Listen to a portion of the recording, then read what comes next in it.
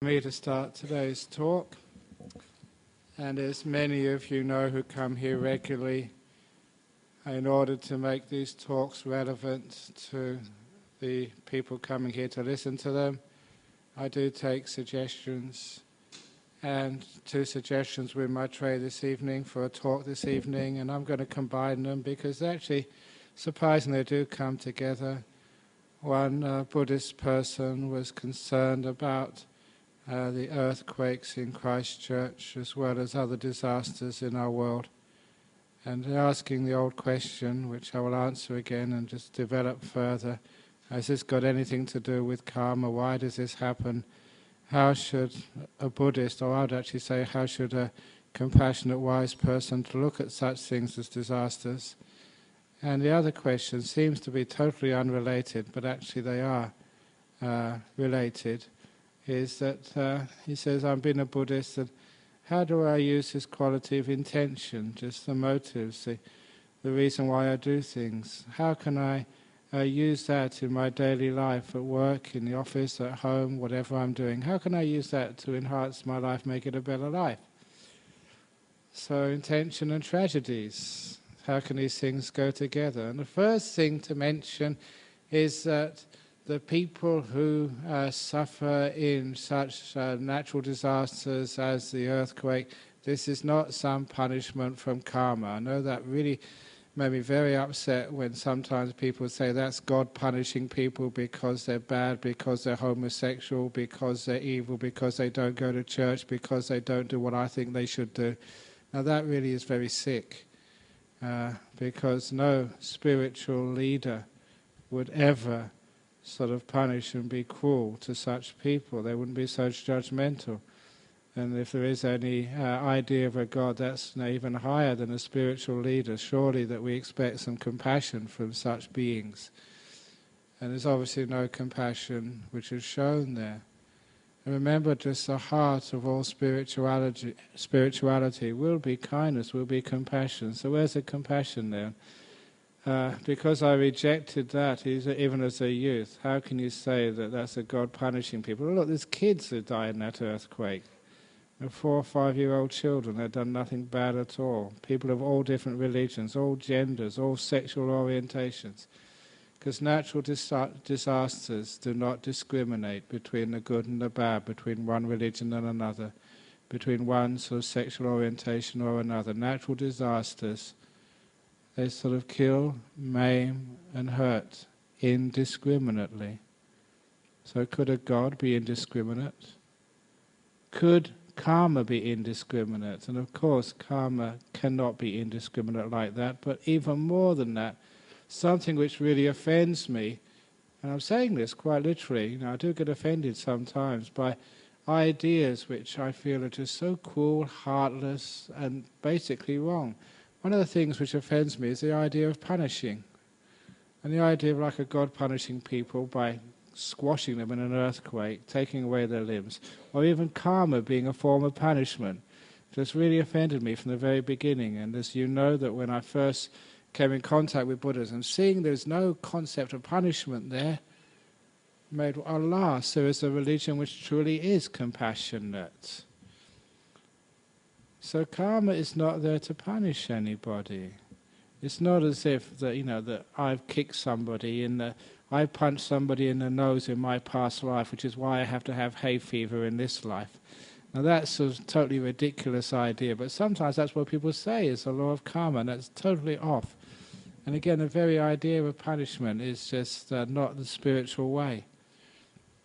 As I mentioned many times here, and I mentioned this in an answer to a question in Armadale last Tuesday night, that all that punishment really does to you is to make sure you don't get caught next time, and also just how many people deserve punishment. Sometimes I've looked at people who've done a bad thing, but that doesn't make them a bad person. As I said here last week, I've been to prisons, visiting many prisons in many lands, part of my job, and I've never seen a murderer, I've never seen a thief, I've never seen a rapist, and I've been in many jails. All I've ever seen is actually a person who's raped, a person who's stolen, but not a thief. And because whenever I see a person, yeah, they may have done a bad act, but they're not a bad person. So sometimes, how can you punish anybody? What are you actually punishing? You're punishing a person. You're not punishing that sort of bad thing they did. And anyway, how many stupid things have I done in my life? And I've mentioned many of them to you because I'm honest and I tell what I did when I was a kid and all the stuff which I did. I'm very happy to say that because one of these days, one of my friends, or say my brother, is going to come and visit Perth. He's going to tell me all the things I got up to when I was a young man. And you find I wasn't born a saint. Sometimes people have got these weird ideas of like monks as if, I was born with a bald head. Well, actually, my mum said I was born with a bald head, but I wasn't sort of a monk when I was young. I got up to all sorts of mischief and did all sorts of weird things. For example, I took my first glass of beer when I was 14 years of age, sneaking to a pub, even though it was totally illegal. But it's just what a boy had to do. So he did some really weird and strange things. And actually, one of my friends from university, from college, I hope he's destroyed this picture. He's got a picture of me sneaking into the college where I lived at night with my girlfriend, climbing over the wall. So, yeah, okay, I was a young man, okay, did whatever. But does that make me a bad person? And, of course, it's a person who does bad things. So how can you punish somebody? So when I see somebody, maybe sort of a monk who's made a mistake, or maybe, a person sort of here who's done a terrible thing, it's just so hard for me to get upset and angry enough to actually want to punish them. And you look at this person, they're just a really good person. All the people which I've met in my life, even in jails, they've all been these beautiful people. I've got this great faith in humanity. I've never yet met an evil person. And I met some amazing people. But, really sort of, criminals, gang leaders. Sometimes if you look for their beautiful part, you can see incredible beauty in even these people who have done terrible, terrible crimes. But they're really beautiful people. They're beautiful people who have sometimes done something wrong. But the majority of them, if you look at the whole of them, they're really good people. So how can you punish somebody? Does anyone deserve to be crushed to death in an earthquake? What crime, bad thing, would they have to do to experience that? Does anybody deserve to be swept away by a tsunami? Is that punishment really valid? And to me, the laws of this universe can never be like that. There can never be such cruelty, such vindictiveness. So karma is not vindictive. It's not an eye for an eye and a tooth for a tooth. I wrote the other day, look, there's enough blindness in this world already to have an eye for an eye and a tooth for a tooth. I like to see people smiling with their full teeth, not just a few teeth missing. So just an eye for an eye, a tooth for a tooth just increases the blindness and the lack of beautiful smiles in our world. And that's obviously that you can see that that's not just literal, that's also metaphorical as well. That revenge just makes people more stupid, takes its blindness, and it also takes away the compassion, the beautiful smiles you see. So it is not vindictive at all. So to understand what it is, there's a classic story, and if anyone is asked here about what did people do to suffer in the earthquake in Christchurch, this is the answer you can give them, and it's a deep answer. At first these answers seem to be superficial, but if you start really reflecting upon them, using them, you can see there's actually something very profound here. Simple, truthful, but deep. And that was that story of that a disciple of Ajahn Chah who got drafted into the Thai army. And after a few weeks, after training, a few weeks, he was in one of the border areas of Thailand, and he got shot at, he got badly wounded, put in hospital, invalided out of the army. And so he came to see my master Ajahn Chah saying, what karma did I do to be wounded like this, to be shot and be so infirm?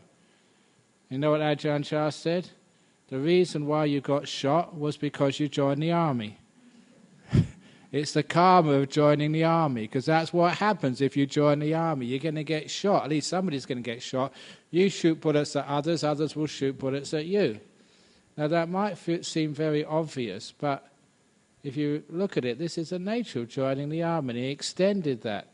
Why is it that some people sort of die in an earthquake or in a tsunami or in a car crash or in all these other ways which we may die? It is because you've joined the human race. It's the nature of being born, that we can die at any time from all this myriad of causes. And that's something which you can't argue with.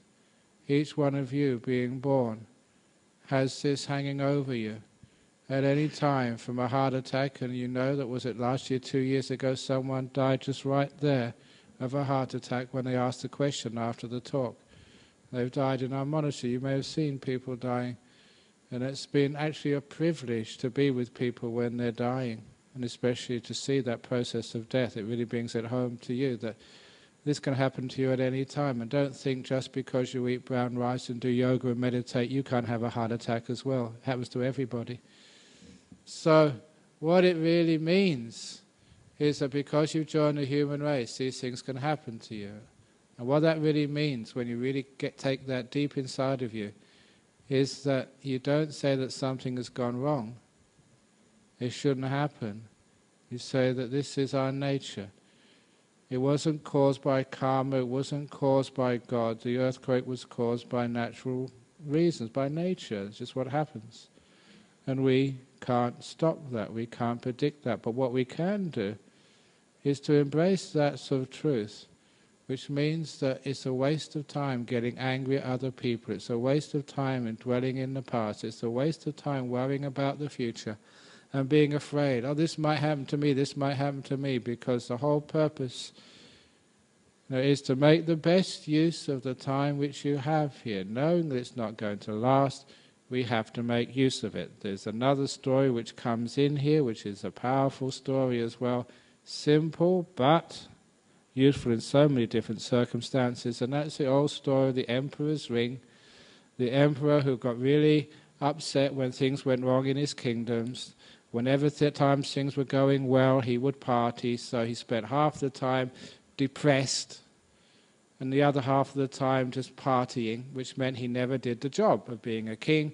So the ministers had to meet together. They couldn't tell the king what to do because he chopped their heads off, so he had to be smart. Instead, the ministers got a jeweler to make the king a ring. The only thing on the ring which stood out was the words engraved on the outside, "This too will pass," which he had to wear at all occasions. And it would be great. I know that at least one person here has actually made a ring with that engraving on it because they were inspired by the story, so actually did it. And what it means is not just, oh, I've got cancer, oh, I'm depressed, oh, it's a hot day, soon it'll get cool again. Not just to use that saying for the bad times, which is what most people do. They understand that story, oh yeah, things are going bad, it will pass. But they don't use that story when things are going well in their life, when you're having a good time. We don't realize that the earthquake can come any time, even in Perth. We don't realize that the heart attack can come any time, even if you've got a healthy body, so you think. We don't realize just, that, well, who knows what's coming next. When we realize this, it doesn't make us afraid, but it makes us alive. Alive, especially to the fact of life is here to be made use of, and we waste so much of our life. How much of your life have you wasted today? Wasted worrying about things which would never happen. Wasted about dwelling upon the past which you can't change. Wasting upon being irritated by tiny, stupid things which... What are you irritated about those things for? Just people call you a pig. So what? They can say whatever they like. I'm not going to get irritated by that. I'm not going to allow another person's stupidity to steal my life. And that's what they're doing. They're stealing your happiness, your peace. They're stealing your life. Why do you allow all these worries and concerns to take away what is really precious? And this too will pass. And understanding things like earthquakes, and understanding things like tsunamis, understanding even things like robberies in your house, understanding it, this too will pass, makes you more alive to this moment. valuing it more, and not just being so heedless. That was the Buddha's last words of advice, as many of you traditional Buddhists know. Sort of strive on with don't be heedful, don't be sort of heedless. And what they really mean there is because these disasters happened, it means that now we have life, let's make the best use of it. Let's really enjoy, put all our effort into it, find peace, find fulfillment, do it while we can, because this too will pass. What happened to that emperor, in many, he didn't just spend time partying. He really worked hard for the peace, happiness and health of his kingdom. And of course those good times lasted much longer. So once you understand that this too will pass, it makes you a much happier, healthier, more productive person, because we don't waste time. How much time, again, do we waste? You just asked that question earlier and you probably know just too much. So the first thing which things like a Christchurch earthquake, fires, floods tell us is don't waste time. It goes too quickly. And the other thing it tells us, as those of you who have ever been through a disaster, that when we look on it afar, we think this is a terrible tragedy. But when actually you're in close, that many of those tragedies, they've got some beautiful, beautiful things happen. I'm telling a story which I heard a long, long time ago. I haven't told for many years now, I think, although I'm getting old and I forget what I said last week, just like other people do. So this was a story, I think there was some major famine, probably in Africa, I can't remember exactly.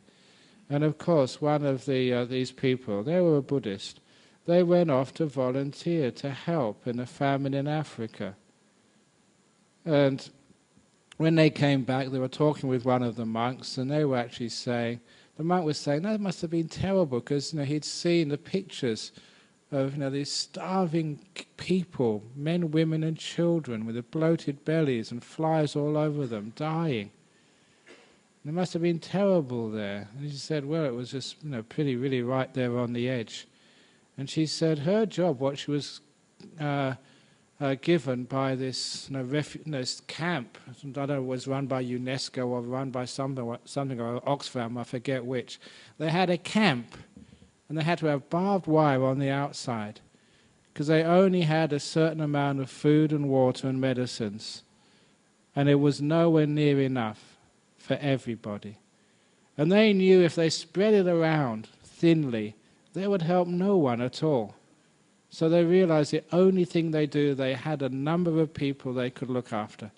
And that was the number they could allow into the camp. And she said her job, this lady, this Buddhist from UK, I think she was, her job was every morning to go outside the barbed wire with a number given by the person in charge and allow that number of people in, knowing that those outside would probably die in the next 24 hours. And this monk, I remember saying, she told me the story, he said to this woman, it must have been a terrible thing. I mean, you were actually choosing, who would live and who would die. You only had a certain number. How did you cope with that? And she said that was just one of the most inspiring experiences of my life. Because all those people who had arrived the night before, they didn't say, take me. They didn't rush at the entrance and try and barge their way through. They all said, take this other woman. She's just got a young child. Don't take me. And just that inspiring way that people, even though they face certain death, could be selfless and could be compassionate, just showed her what the human being is capable of. Not being afraid of death, because they found that compassion and kindness and selflessness was more important. She said to see that was one of the most inspiring things of her life. Even in a tragedy, she saw such beauty of spirit in the human beings that really uplifted her. And the punchline of that story, this is not a joke but a true story, was when the monk asked her, well, what are you doing now? She said, I'm back at work in the tax office. How's that? Now that really is depressing. She'd rather be at work out there choosing who would die and who would live than in the tax office, because there in that camp she saw such beauty, such compassion and kindness, but in the safe and comfortable tax office all she saw were petty bickering and just jealousies and all these other terrible things we see in a comfortable office. And from that story, and for many others, whenever you have been in a tragedy, whenever you've seen such beauty, it tells me that when there is a tragedy, it's not the tragedy which is tragic, but it's how people deal with it makes it tragic or makes it a blessing. And this is the reason why this story is going to go into intentions in a minute. It's not the tragedy, but how we deal with it, because you can see in that first example of people working in a camp, feeding people during a famine. It was just the way people dealt with that life and death situation which made it even beautiful, which made it inspiring, uplifting, something she would never forget throughout her whole life, not with sadness, but with a sense of uplift. And even, I'm sure, in the tragedy in Christchurch, there are such beautiful moments of people helping each other, looking after each other, serving each other, being so selfless and kind. And that is what makes human beings beautiful. Life is not just about living and dying, about tragedies or avoiding tragedies. It's how we live that life, how we deal with the tragedies. It's how we do life, not life. And that is a general teaching of the law of karma, of the law of Buddhism. Because we cannot control life. We cannot control what happens to us. We cannot just try and move to places where there are no earthquakes. We can't just move to places where there are no tsunamis, where there's no fires. Wherever we are, we're always going to have some danger there. And that danger will eventually happen to someone, to people in this room. You all know, as somebody reminded me of this, it was actually 20-year anniversary just on the 31st of January from that big crown fire which came through Bodhinyana Monastery. And I was there at that time. And trees explode in the fire. And it wasn't here for the Rolling Stone fire, I was in Hong Kong. But I know what those crown fires are like, and just the sound of them. And just trees explode, they are like bombs going off. And you're right in the middle of it. And what was amazing was just the way we coped with it. As monks, we didn't get upset, we weren't afraid, we just did what needed to be done. But I do remember afterwards, a couple of weeks afterwards, we got these students from Murdoch University, one of our local universities, because they knew we were in this sort of life-threatening situation, and they gave me sort of a questionnaire because they were doing a research on the psychology of survivors of trauma. And I asked all these questions. Said, do you have recurrent dreams of fires? And are you afraid? And I said, no, no, no, no, no. And I really messed up their research. Because you're supposed to have some trauma. You're supposed to be upset at these things. Say, no, look, as a Buddhist monk, we just let these things go. We don't worry about things. So what if you die? You get reborn again. That's maybe one of the reasons why Buddhists don't get upset about such things. We have another chance. Amazing if you only had one chance at life, then that would be a bit scary. And that's one of the other reasons. In these tragedies, yes, there are tragedies, and we've been through these tragedies before in previous lives.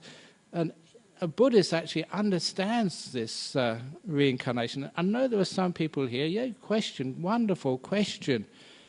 You don't have to believe these things, but please do the research. Get on the internet. It's so easy to do research these days.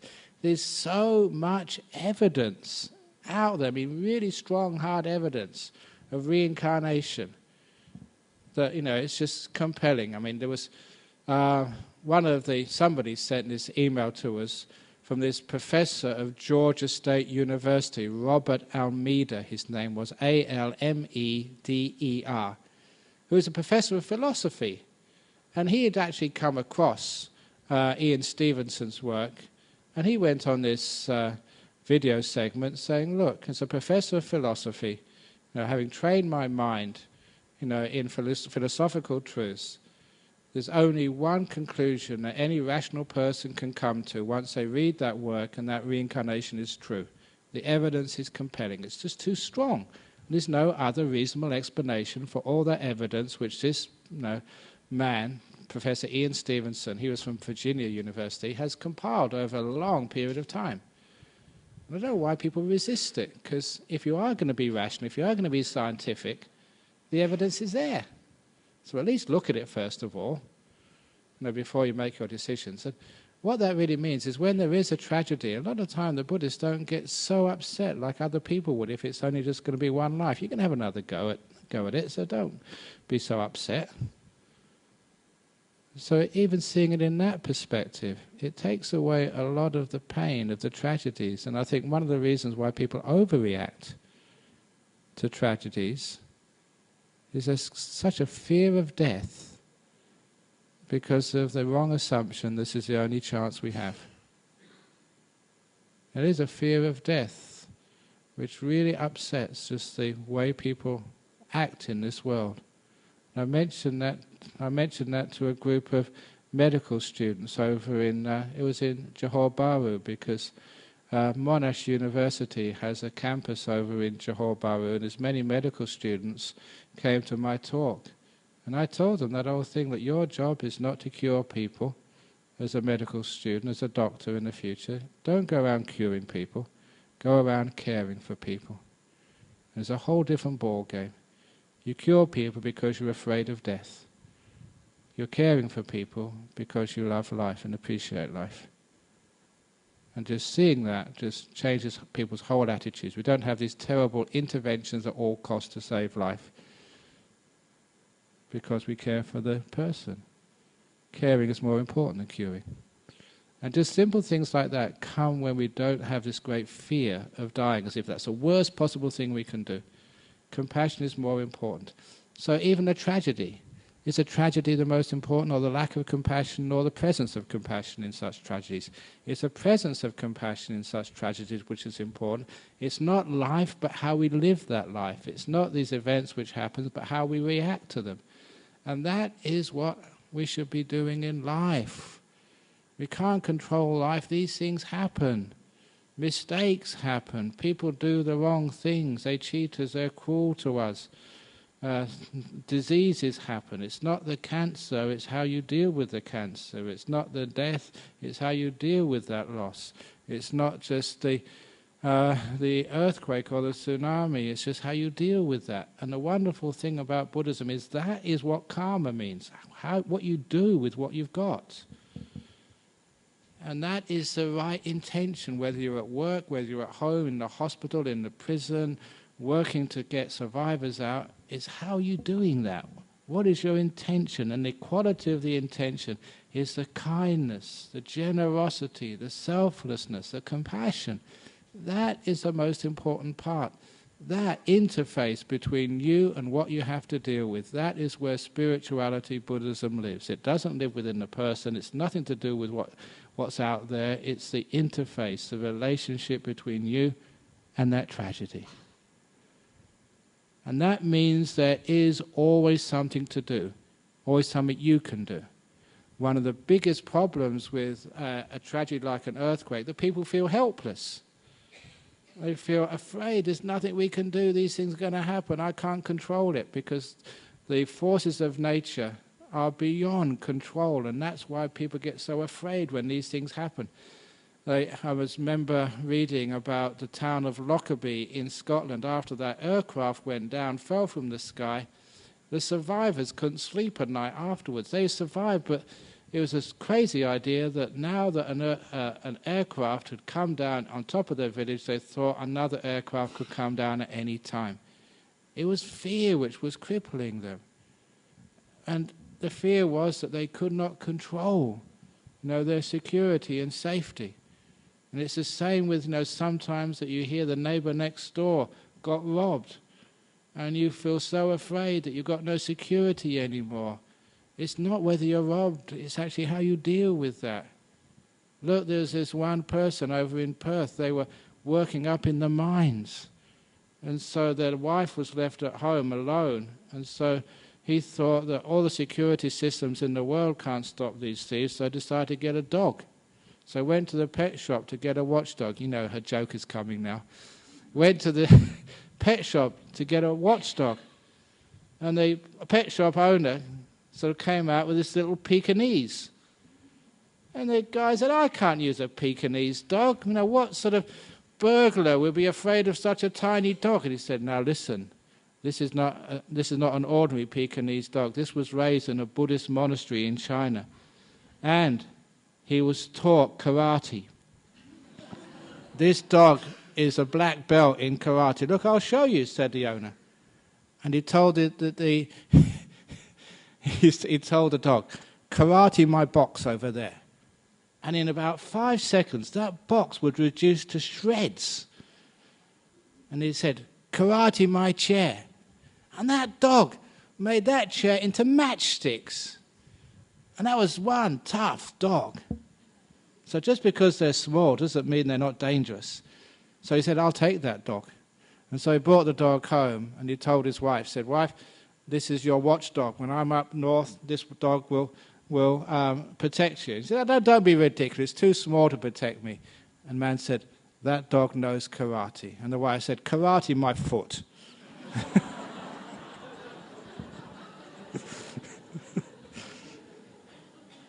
The moral of that story, always believe your husband.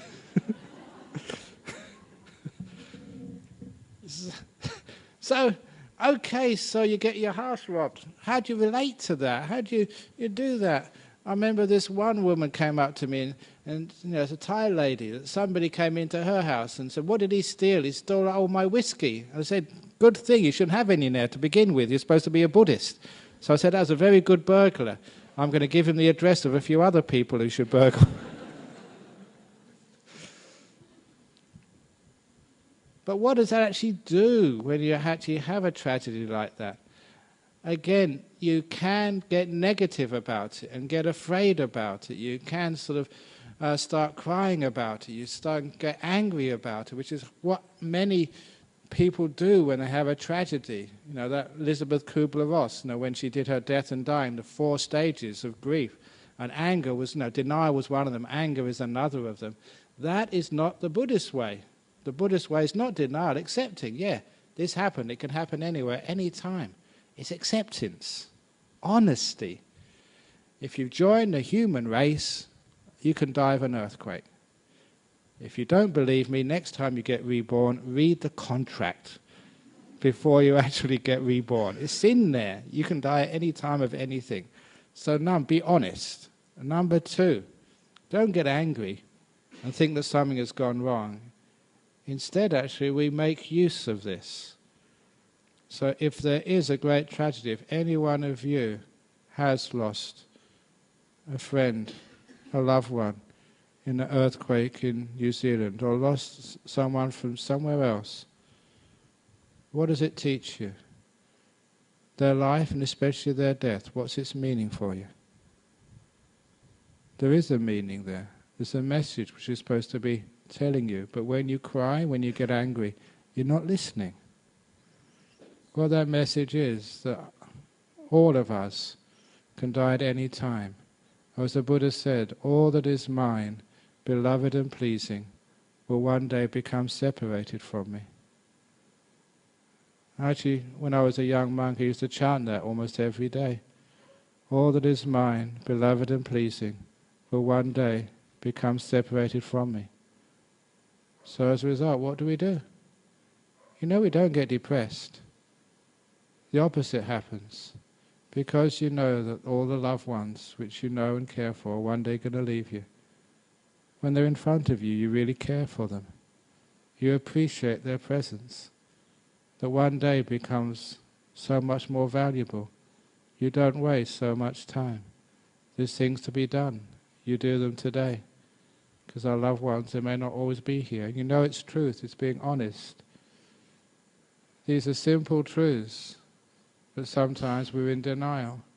We live our life as if in denial, as if we're going to live forever, our loved ones are going to be around forever, and that is the problem. We forget the ring, this too will pass. And when it does have a tragedy, that's why people get so upset. I mean, Christchurch, it's on the fault. Should have known from the first place. This could happen any time. Just because it happened once a few months ago doesn't mean it won't happen again. Where I live, up in Serpentine, it's a bushfire zone. I know it's going to happen again. I know there's going to be a bushfire up there. It's just a matter of time. That's why we're so well prepared at our monastery. So we're just waiting for it to happen. It's not being in denial, which is what happens to many people in bushfire zones. It's not in people with bodies. Sometimes we're in denial. Oh no, we're not really going to be sick. That little lump in my body, oh no, that's not a cancer. I don't get cancer. No, it won't be a cancer. Which means you don't go and check it out while there's time to cure it. So please do not be in denial to the nature of life. So what it's teaching us is to be honest, truthful, that it can happen any time, and because it can happen any time, because we know that all that's mine, beloved and pleasing, will one day become separated from me, that's why we care. That's why we're compassionate. I don't know if I told this one recently. When was the last time I did a simile of the crack in the cup? Was that a couple of weeks ago? A couple of months, okay, that's long enough, so I can repeat it again. My teacher, Ajahn Brahm, would say something similar. Do you see this glass here? It's got a crack in it, just like in Christchurch there's a crack in the ground, the fault lines. Do you see the crack in the cup, he would say? And I say, no, you must be, I can't see, I'm blind or you're blind. And he said, the crack is microscopic, that's why you can't see it. But there's a crack there, he said, because one day someone like you is going to drop my cup and the crack is going to open up and therefore it's going to be unusable, it's going to die. But he said, because it's got a crack in it, that's why you should care for it and look after it and don't treat it heedlessly. But he said, if this cup was made out of plastic, you could drop it, you can throw it around, you can stamp on it, it's unbreakable. If it was unbreakable, you would not need to care. Because it's fragile, he said, that's why you should be compassionate. Because all that is mine, beloved and pleasing, will one day become separated from us. Because all your friends and loved ones will one day part from you. That's why you should be kind and compassionate and mindful. If they were going to be here forever, you can always be compassionate tomorrow, next year, but not now. That's a very beautiful teaching on the message and the meaning of earthquakes and tsunamis. It's a crack. It's reminding us the fragility of our life, the fragility of our bodies, which means we care, we are kind, we are compassionate. What does caring and kindness, compassion mean? It doesn't just mean sitting here and thinking, oh, I'm going to be kind. It's actually doing something, and actually acting compassionately, speaking kindly. And that's one of I read this a few days ago, that somebody complained about Buddhism. Yeah, we're very good about thinking compassion and teaching compassion, but we're not that good at doing compassion. And what's the point of thinking about it and teaching if we don't actually do something or speak kindly, to forgive each other, to forgive others who have hurt us? Not just to think it, but actually to say it, to actually to help someone, to care for them, spend time with them, give them a lift if they need somewhere to go. And there's so many opportunities to be compassionate. And we miss them. And if we're missing those opportunities, we're missing life. We're missing just the teaching of the cup with the microscopic crack in it. And it's events like earthquakes. It's events like a close friend of ours gets cancer and dies. It's events like that which remind us that we can't be compassionate tomorrow. We have to be compassionate today, to actually to do it, to see how we can actually serve. Yeah, you've got your own things to do, but look, all those duties which you have to do, even this weekend, what do you get out of those? How much does it help others? At the end of your life, if you were going to die on Monday morning, many of you may think that might be a good idea, then I don't have to go to work. That's actually another joke which I read today, about if you've got a stupid boss, don't complain about having a stupid boss. If he wasn't stupid, he would probably fire you. It's a bit cynical, but sometimes that's very true. But if you were going to die on Monday, how would you live today? And that was actually one of the other reflections which religious people are supposed to be doing. To live as if this was your last day on earth, how would you live? And strategies like for many people, just that happened was it Tuesday? It happened, wasn't it? The Christchurch earthquake, was it Tuesday? Yeah, for many that Monday was their last day on earth. For many, many people, wonder how well they lived that day. It makes you think, how well do I want to live this day? Because it might be my last as well. And if you can do that, living every day as if it was your last, remembering that crack in the cup, I've got to really care and be compassionate. How do you live that life? Not with fear. Because fear doesn't help anything. Fear is not the right way to relate to disasters. It's a sense of urgency. The urgency to be kind, the urgency to be compassionate, the urgency to forgive, the urgency to love. Not tomorrow, but today. And that is the message, the teaching. So when we get angry, when we sort of in denial, when we're even afraid, we don't listen to those teachings. And those teachings really help our lives. There are many, many people who were in a tragedy and it totally transformed their lives for the better. They just became such amazing human beings, because it really taught them what life is all about. Sometimes we don't find the meaning of life by watching Oprah Winfrey.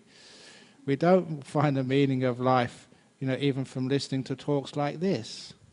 Sometimes you find the meaning of life in those difficult times, almost unbearable times, when some kind, compassionate person just helps you. And you realize, wow, that is so beautiful, that is so wonderful. That is what life is all about. One of the stories which comes up again, the first monastery our tradition opened up was in England, and it wasn't really a monastery, it was a house in the suburb of Hampstead in London. And it was a very miserable place to live in London, especially during the winter time. Don't complain about the heat in Australia. At least you got sunny skies.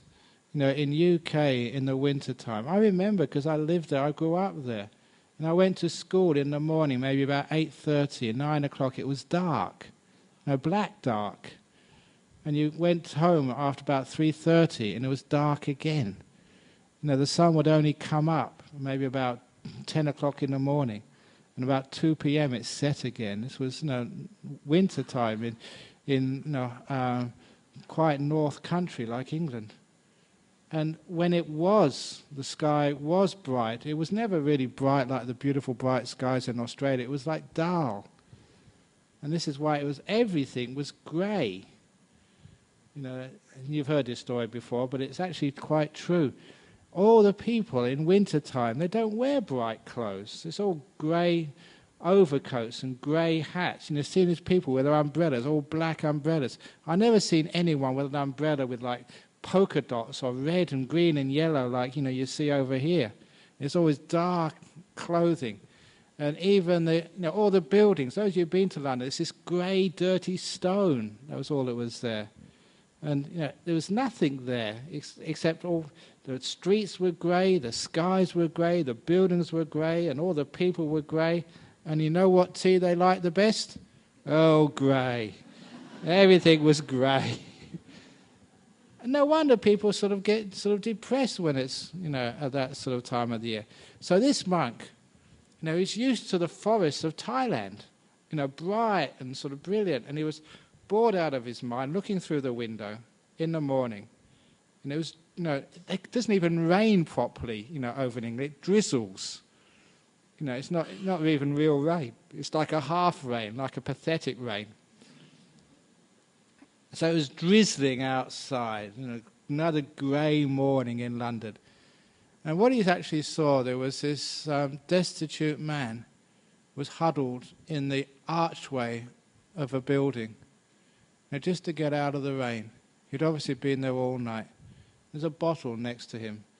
Now that bottle, I remember people, the homeless people in those days, they would actually be drinking a bottle of what they call methylated spirits, because they could not afford whiskey, and that would just keep them warm. It's incredibly bad for your health, and it made you stink. And I remember, to this day, I remember the stink of people who used to drink methylated spirits, because I came across them every now and again growing up in London. And there's this guy, just homeless, dirty, stinky, just huddled in a corner, away from the cold and the rain. And then he saw one of these English men going to work. And they don't do it these days. This was many years ago. Just with a bowler hat and this sort of. I don't know if any of you ever remember that movie. Oh no, the TV series called The Avengers. And this was when I was a kid. John Steed, was always dapperly dressed, a nice suit, nice bowler, a nice hat, furled umbrella. Just people when they're going to work in England in those days used to really dress up. So this guy, dressed up, ready for work, was walking down the street. And as the monk was looking out the window, this office worker, impeccably dressed, leant over to this homeless guy, said a few words which obviously he couldn't hear, and very gently put his arm around this homeless guy, picked him up, and took him for something to eat. And he said that stink of that man's body would be on that beautiful suit. The guy would be late for work and maybe get shouted at by his boss. But it didn't matter. He had the opportunity to help someone who was hungry and alone. And he took that opportunity. It was a simple act of compassion to someone who's tragically destitute. And how beautiful that was. He said that took away all the greyness of London. Because it wasn't the skies or the buildings or the drizzle. It was just the people and what they did in that situation. I'm sure that when people look at all of the ruin, collapsed infrastructure in Christchurch, it will look so grey and hopeless. But don't look at the ruins.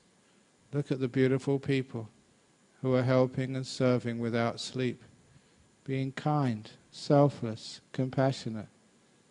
And that's what makes life shine and become brilliant, takes away the greyness. Simple acts of kindness and compassion. That's what these tragedies are here for, to bring out the very best in human beings. It's a shame that we need a tragedy to have that happen. But how many people visit you and say how much you mean to them in normal life, but you become sick, you get diagnosed with cancer, and then all the people come out and tell you how much you mean to them. Why does it need a tragedy for that to happen? Unfortunately, that's our nature. So tragedies are there to bring the best out in people. They will always happen, it's part of life. But it's how we deal with it. That is what the spiritual life is all about. So even in tragedies, and of course to bring up to the other question about how do you use intention when you go to work. Sometimes going to work is a tragedy, but maybe of a different type. And when you do have to go to work, it's not the work, it's how you relate to the work, what you give to it.